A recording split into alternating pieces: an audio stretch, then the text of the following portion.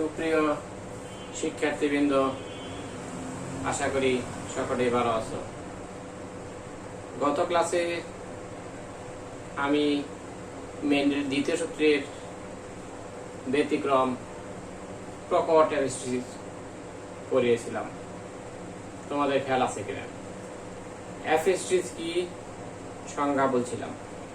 একটি জিন যখন অন্য একটি নন-এলিলিক জিনের কার্যকারিতা প্রকাশে বাধা দেয় তাকে বলা হয় অ্যারিস্টিস। অ্যারিস্টিস হলো দুই ধরনের, একটা প্রকট অ্যারিস্টিস আর একটি হলো দ্বৈত প্রচ্ছন্ন অ্যারিস্টিস। গত ক্লাসে প্রকট অ্যারিস্টিস পড়িয়েছিলাম, যা একটি প্রকট জিন যখন অন্য একটি নন-এলিলিক প্রকট জিনের কার্যকারিতা প্রকাশে বাধা দেয় তখন তাকে বলা হয় প্রকট অ্যারিস্টিস। প্রকট অ্যারিস্টিসের কারণে মেন্ডেলের দ্বিতীয় সূত্রের 9:3:3:1 এর পরিবর্তে 13:3 অনুপাত পেয়েছিলাম, যার আমরা চেকার বোর্ড দিয়ে ব্যাখ্যা দিয়েছিলাম। সেক্ষেত্রে লাস্টে একটু বলেছিলাম যে ক্যাপিটাল আই হলো অ্যারিস্টিক জিন, যার উপস্থিতির কারণে সকল মোরগ মুরগি যাই হোক না কেন কি সাদা বর্ণ প্রকাশ করবে, যে ক্ষেত্রে ক্যাপিটাল আই থাকবে। ক্যাপিটাল আই যে ক্ষেত্রে নেই তখন ক্যাপিটাল সি তার বৈশিষ্ট্য প্রকাশ করতে পারে, তার মানে ক্যাপিটাল সি থাকবে কিন্তু ক্যাপিটাল নেই। সেক্ষেত্রে রঙিন পালক অর্থাৎ রঙিন পালক বিশিষ্ট মোরগ মুরগির সৃষ্টি হবে। সে কারণে এফটোজেনেতে 16টি জীবের মধ্যে 13টি ছিল সাদা এবং 3টি ছিল রঙিন, যার অনুপাত দ্বারায় সাদা ইস্টু রঙিন 13:3। এটা ছিল প্রকট অ্যারিস্টিসের ব্যাখ্যা। আজকে আমরা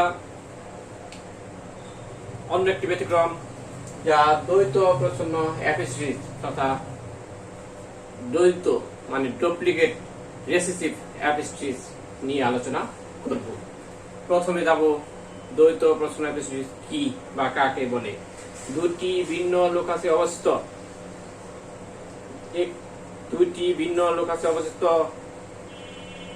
দুইটি প্রচ্ছন্ন জিন তথা এলিল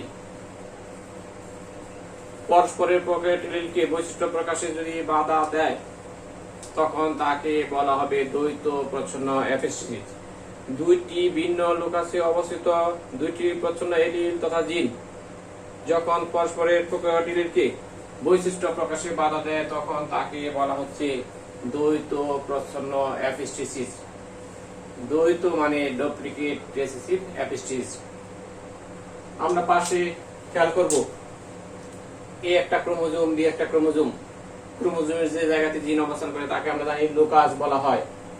এই লোকাসে অবস্থিত ক্যাপিটাল ডি একটি প্রকট জিন, এইখানে অবস্থিত ক্যাপিটাল ই একটি প্রকট জিন, কিন্তু এটা নন এলিলিক জিন ডির হলো বিপরীতে ই, এটা নন এলিলিক জিন ক্যাপিটাল ই এর বিপরীতে ডি। এক্ষেত্রে ডি এবং ই দুইটি প্রচ্ছন্ন জিন। দ্বৈত প্রচ্ছন্ন অ্যারিস্টিসের ক্ষেত্রে দুইটি প্রচ্ছন্ন জিন একত্রে উপস্থিত থেকে তার পরস্পরের প্রকট জিনের বৈশিষ্ট্য প্রকাশে বাধা দিবে। যেমন ডি এবং ই দুইটি প্রচ্ছন্ন জিন। কি জিন? প্রচ্ছন্ন জিন। এক্ষেত্রে দুইটি ডি প্রচ্ছন্ন জিন একসাথে থাকলে এটা ই এর বৈশিষ্ট্য প্রকাশে বাধা দেয়। দুইটি ই প্রচ্ছন্ন জিন একত্রে থাকলে তার ডি এর বৈশিষ্ট্য প্রকাশে বাধা দিবে। এটাই হলো দ্বৈত প্রচ্ছন্ন অ্যারিস্টিস। দুইটি প্রচ্ছন্ন জিন ডি যখন একত্রে থাকবে তখন তার বিপরীত নন-এলিলিক জিন এটা কি ই কে বৈশিষ্ট্য প্রকাশে বাধা দিবে। দুইটি ছোট হাতের ই যখন একত্রে থাকবে তখন এই বড় হাতের ডি নন-এলিলিক জিন যেটা প্রকট তাকে বৈশিষ্ট্য প্রকাশে বাধা দিবে। আমাদের এই দ্বৈত প্রচ্ছন্ন অ্যারিস্টিসের ব্যাখ্যায় মানুষের মুখ বধিরতা উদাহরণ দিয়ে ব্যাখ্যা করব। মানুষের মুখ বধিরতা তোমরা জানো, যারা বোবা ইশারা ইঙ্গিতে কথা বলে তাদের মুখ বধির বলা হয়। এই মুখ বধির এদের ক্ষেত্রে দ্বৈত প্রচ্ছন্ন এপিস্টিস উৎকৃষ্ট উদাহরণ। তাহলে মানুষের মুখ বধির দিয়ে এই দ্বৈত প্রচ্ছন্ন এপিস্টিসটা আমরা এখন ব্যাখ্যা করব। যেহেতু আমরা একটু আগে ধরেছি ডি ও ছোট হাতের ই দুইটি প্রচ্ছন্ন জিন, এই প্রচ্ছন্ন জিন দুইটি যখন একত্রে থাকে তখন তাদের নহরলিক প্রকট জিনের বৈশিষ্ট্য প্রকাশে বাধা দেয়। যেমন ডি ডি ই ই এবং ডি ছোট হাতের ডি বড় হাতের ই এইরকম জিনোটাইপ বিশিষ্ট এবং এইরকম জিনোটাইপ বিশিষ্ট মানুষগুলা কি হয়? মুখ বধির হয়। কারণ দুইটা ছোট হাতের ই একসাথে থাকার কারণে এটা বৈশিষ্ট্য প্রকাশ করতে পারে না। ছোট হাতের ডি দুইটা একত্রে থাকার কারণে বড় হাতের ডি তার বৈশিষ্ট্য প্রকাশ করতে পারে না। ছোট হাতের ডি ই দুইটি ডি এর ক্ষমতাকে প্রকাশ করতে দেয় না। আবার এদিকে ছোট হাতের ডি দুইটি একত্রে থাকার কারণে বড় হাতের ই প্রকট জিন তার বৈশিষ্ট্য প্রকাশ করতে পারে না। বুঝতে পারা কিনা? যার কারণে এরকম জিনোটাইপ বিশিষ্ট যে মানুষ এবং এরকম জিনোটাইপ বিশিষ্ট যে মানুষগুলা হলো তারা মুখ বধির হয়ে থাকে। তাহলে মুখ বধির এবং মুখ বধির এদের মধ্যে বিয়ে হলে তাদের ফলাফল আমরা এখন লক্ষ্য করব। তাহলে প্রথমে যাই পিতা মাতা, প্যারেন্টস 1।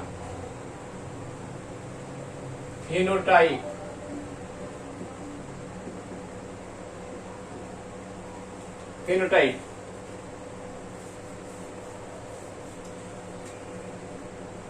একটা পুরুষ মুখ বধির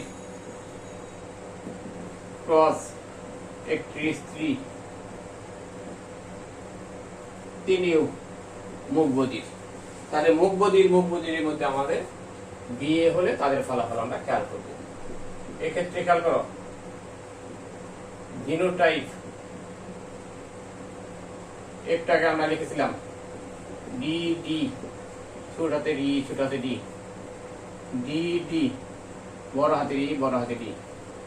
এরকম জিনোটাইপিস্টটা একজন মুখ বধির পুরুষ, এরকম জিনোটাইপিস্ট একজন মুখ বধির মহিলার মধ্যে ধরো বিয়ে হলো, তাদের ফলাফলের ক্ষেত্রে গ্যামেট ক্যাপিটাল ডি স্মল ই, এক্ষেত্রে স্মল ডি ক্যাপিটাল ই। গ্যামেট দুইটা দিতে পারো, একটা দিতে পারো। F1 যৌন অর্থাৎ প্রথম বংশধর যাদের জিনোটাইপ দাঁড়াবে এটা প্লাস এটা capital D small d capital D small e, এরকম জিনোটাইপিস্ট। তাহলে F1 যৌনর যতগুলা সন্তান হবে তাদের জিনোটাইপ দাঁড়াবে capital D small d capital D small D. কিন্তু বাহ্যিকভাবে F1 যৌনর সন্তান সন্ততিগুলা কি ধরনের হবে? মুখ বধির না স্বাভাবিক? যেহেতু মুখ বধির মধ্যে বিয়ে হয়েছে, তাহলে তোমাদের হয়তো মনে প্রশ্ন থাকবে বা বলবে হ্যাঁ মুখ বধির সন্তান তো স্যার মুখ বধির হবে না। মুখ বধির এবং মুখ বধির এদের মধ্যে যখন বিয়ে হয় তখন তাদের সন্তান F1 যৌনতে সকলেই হবে স্বাভাবিক। কারণ এক্ষেত্রে দুইটি প্রচ্ছন্ন জিন ডি এবং ই জোড়ায় তথা ডবল নেই, যার কারণে F1 যৌনর সকল সন্তানই হবে স্বাভাবিক বাকস্রবণ করা। কারণ সকলেই কি হবে? স্বাভাবিক বাক শ্রবণ ক্ষম। এই হলো অবস্থা। এখন সকলে স্বাভাবিক বাক শ্রবণ ক্ষম হওয়ার কারণ F1 যৌনতে দুইটি ছোট হাতের ডি অথবা দুটি বড় হাতের ই ছোট হাতের ই এখানে উপস্থিত নাই। ছোট হাতের ডি দুইটি অথবা ছোট হাতের ই দুইটি যদি এগুলা প্রচ্ছন্ন জিনিসগুলা জোড়ায় জোড়ায় উপস্থিত থাকতো তাহলে তারা মুখ বুঝে হতো। যেহেতু এফ ওয়ান জোড়াতে কোনোটি ছোট হাতের ই দুইটা নয়, কোনোটাতে ই দুইটা নেই, যার কারণে সকল সন্তানই স্বাভাবিক বাকশ্রবণ ক্ষম। ক্লিয়ার কিনা? ক্লিয়ার। এখন আমরা দেখো এফ ওয়ান জনুর মধ্যে ক্রস।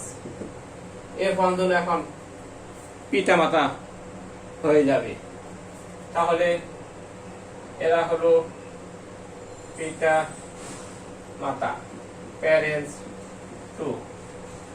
ফিনোটাইপ কি বলো? ফিনোটাইপ একজন পুরুষ, স্বাভাবিক বাক শ্রবণ ক্ষম। ক্রস একজন মহিলা, তিনিও স্বাভাবিক বাক শ্রবণ ক্ষম। তাহলে জিনোটাইপ কি দাঁড়াবে? এফ ওয়ান জনুর সকলে যেহেতু স্বাভাবিক বাক শ্রবণ ক্ষম, তাহলে জিনোটাইপ সবার ক্ষেত্রেই এটা D D E E cross D D E E. Genotype হলো capital D small d capital E small e. এই ক্ষেত্রে আমরা যাব গ্যামেট। গ্যামেট সৃষ্টি হবে এক্ষেত্রে, এখান হতে গ্যামেট সৃষ্টি হবে কয়টি? চারটি। ক্যাপিটাল ডি ক্যাপিটাল ই একটা, ক্যাপিটাল ডি স্মল ই একটি, স্মল ডি ক্যাপিটাল ই একটি, স্মল ডি স্মল ই একটি।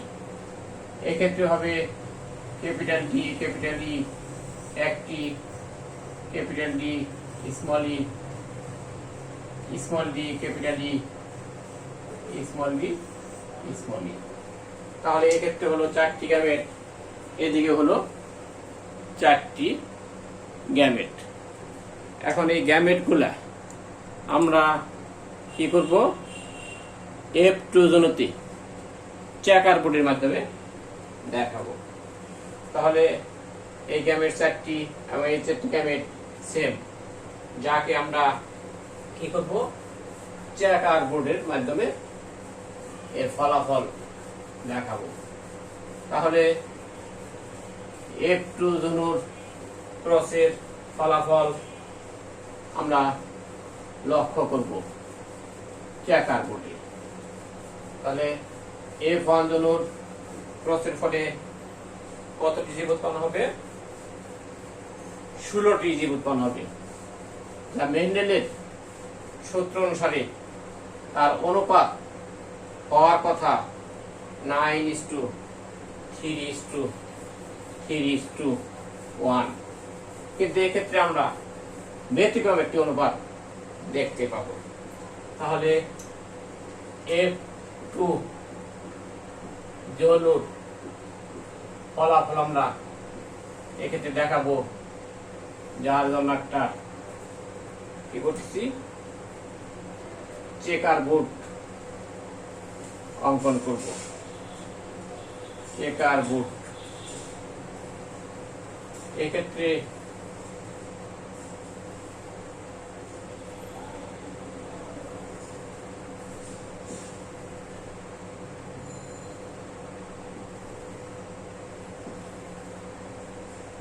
F2 জন্য বোঝানোর জন্য চেকার বোর্ড অঙ্কন করলাম। এক্ষেত্রে গ্যামেট গ্যামেট চারটি গ্যামেট লেখো। ডি বড় হাতের ডি, বড় হাতের ডি, ছোট হাতের ডি, ছোট হাতের ডি, বড় হাতের ডি, ছোট হাতের ডি, ছোট হাতের ডি। এদিকে বড় হাতের ডি, বড় হাতের ডি, বড় হাতের ডি, ছোট হাতের ই, ছোট হাতের ডি, বড় হাতের ডি, ছোট হাতের ডি, ছোট হাতের ডি। এটা ক্রসের চারটা। ডি ডি ই ই, ডি ডি ডি বড় হাতের ই ছোট হাতের, বড় হাতের ছোট হাতের, বড় হাতের বড় হাতের, বড় হাতের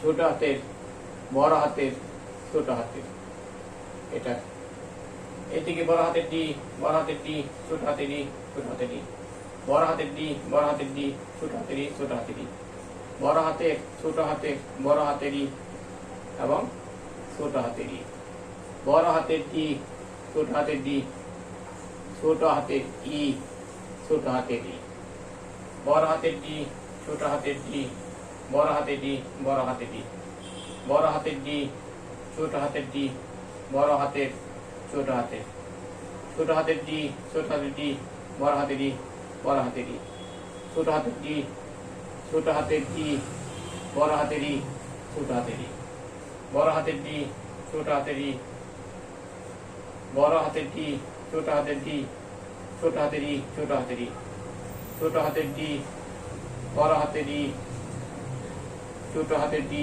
ছোট হাতের ডি, ছোট হাতের ডি। তাহলে আমরা যদি খেয়াল করি F2 জনতে টোটাল কয়টি জীব উৎপন্ন হয়েছে?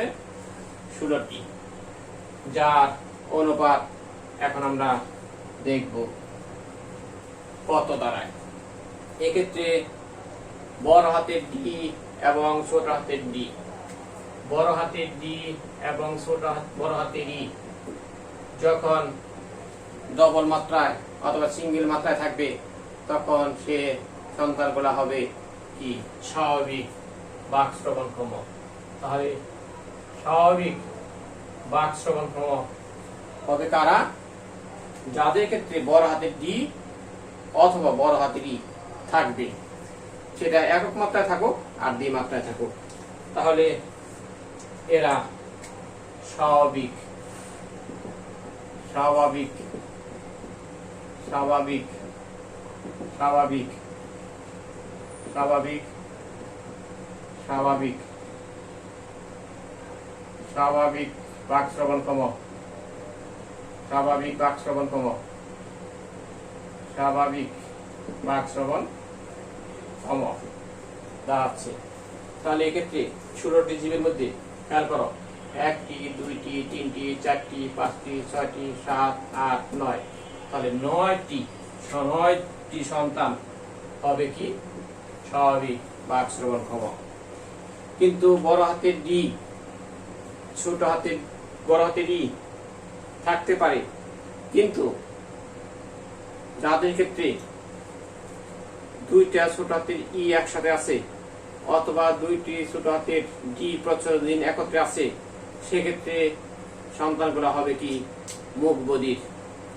যেমন এক্ষেত্রে খেয়াল করো, এটা বড় হাতের ডি থাকলেও দুইটি ছোট হাতের ই প্রচ্ছন্ন জিন থাকার কারণে এরা হবে মুখবধির। এরাও একই কথা মুখবধির, এরাও মুখবধির, এরাও মুখবধির, মুখবধির, মুখবধির এবং এটা তো অবশ্যই মুখবধির। তাহলে মুখবধির এটা হচ্ছে 1 2 3 4 5 6 এবং 7, আর 7 জন সন্তান হচ্ছে কি মুখবধির।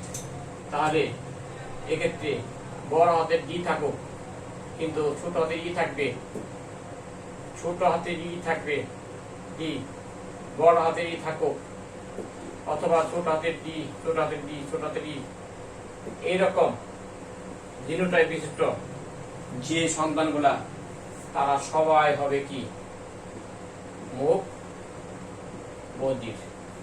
তাহলে মুখ বধিরের সংখ্যা দাঁড়াচ্ছে কত? 7। তাহলে চাকার বোর্ডে টোটাল 16টি সন্তানের মধ্যে তোমরা দেখতে পাচ্ছ স্বাভাবিক বাকশ্রবণক্ষম 9 জন এবং মুখ বধির সন্তান হচ্ছে 7 জন, যার অনুপাত 9:7, যা মেন্ডেলের দ্বিতীয় সূত্রের ব্যতিক্রম। আর মেন্ডেলের দ্বিতীয় সূত্রের অনুপাত ছিল 9:7 3:1। যে অনুপাতটাকে এখানে আমরা দেখতে পাচ্ছি 9:7, তাহলে এটা কি মেন্ডেলের দ্বিতীয় সূত্রের ব্যতিক্রম না? ব্যতিক্রম। তাহলে দ্বৈত প্রচ্ছন্ন এফিসিয়েন্সির কারণে মেন্ডেলের দ্বিতীয় সূত্রের অনুপাত দাঁড়ায় 9:7, ব্যতিক্রম। তাহলে 9:7 দুইটি অনুপাত তোমরা পেলা। পরিপূরক দ্বিগুণের কারণেও 9:7 অনুপাত হয় এবং দ্বৈত প্রচ্ছন্ন এফিসিয়েন্সির কারণেও 9:7 অনুপাত হয়ে থাকে। তাহলে দ্বৈত প্রচ্ছন্ন এফিসিয়েন্সিটা তোমাদের ক্লিয়ার কিনা? সবাই বুঝতে পারছো কিনা? সবাই ক্লিয়ার? তাহলে দ্বৈত প্রচ্ছন্ন এফিসিয়েন্সি তোমাদের জন্য খুবই খুবই ইম্পর্টেন্ট। এটা খুব ভালো করে পড়তে হবে। এটা তোমাদের সৃজনশীল তথা ক্রিয়েটিভ কোশ্চেন সিকিউতে তোমাদের একটা প্রায় পরীক্ষায় আসে। এখানে হতে গ এবং গ দুইটি অংশই এ থেকে আনসার করতে হবে। যেমন এক গতে আসে এ পর্যন্ত সবাই স্বাভাবিক বাক্যশ্রবণ হওয়ার কারণ কি? উচ্চক দক্ষাতে আসে একটু জনের ফলাফল চেকার বোর্ডে দেখে তা মেন্ডেলের দ্বিতীয় সূত্রের যে ব্যতিক্রম তার সাথে তুলনা করো তা অথবা পার্থক্য বিশ্লেষণ করো। তাহলে আমাদের দ্বৈত প্রচ্ছন্ন এফিসিয়েন্সি কমপ্লিট। তাহলে মেন্ডেলের আমরা দুইটা সূত্র পড়েছিলাম, একটা হলো পৃথকীকরণ সূত্র, ল অফ সেগ্রিগেশন, আরেকটি পড়েছিলাম আমরা স্বাধীনভাবে মিলন সূত্র, ল অফ ইন্ডিপেন্ডেন্ট অ্যাসাইনমেন্ট। দুটি সূত্র দরকার। প্রথম সূত্রে কিছু ব্যতিক্রম পড়েছিলাম, তিনটি: অসম্পূর্ণ প্রকটতা, সমপ্রকটতা এবং কি মারণ জিন তথা লিথাল জিন। দ্বিতীয় সূত্রের আমরা তিনটা ব্যতিক্রম পড়লাম। একটি হলো পরিপূরক জিন যা সহপ্রকটতা, যার কারণে 9:7 অনুপাত দাঁড়ায়। আরেকটি হলো এপিস্টিসিস। এপিস্টিসিস আবার দুই প্রকার, প্রকট এপিস্টিসিস এবং দ্বৈত প্রচ্ছন্ন এপিস্টিসিস। প্রকট এপিস্টিসিসের কারণে মেন্ডেলের দ্বিতীয় সূত্রের 9:3:1 এর পরিবর্তে 13:3 অনুপাত আমরা পেয়েছিলাম। আর দ্বৈত প্রচ্ছন্ন এপিস্টিসিসের ক্ষেত্রে মেন্ডেলের দ্বিতীয় সূত্রের 9:3:1 এর পরিবর্তে 9:7 অনুপাত পেলাম। এই হলো মেন্ডেলের সূত্র দুটি ব্যতিক্রম। প্রথম সূত্রে এবং দ্বিতীয় সূত্র দুইটি সূত্রের ব্যতিক্রমই তোমাদের সিকিউ এবং এমসিকিউ সব ক্ষেত্রে দরকার। শুধু বোর্ড পরীক্ষা নয়, তোমাদের অ্যাডমিশন টেস্টে বিভিন্ন জায়গায়, বিশ্ববিদ্যালয়, মেডিকেলে এগুলা থেকে অনেক অনেক কোশ্চেন আসে। তাহলে আজকের মতো আমরা দ্বিতীয় সূত্রের ব্যতিক্রম দিয়ে শেষ করলাম। নেক্সট ক্লাসে পলিজেনিক ইনহেরিটেন্স প্লাস বর্ণান্ধ, কালার ব্লাইন্ডনেস এগুলো নিয়ে আমরা আলোচনা করব। সবাই সুস্থ থাকো, ভালো থাকো এবং ঘরে থাকো। সকলকেই অসংখ্য ধন্যবাদ। আল্লাহ হাফেজ।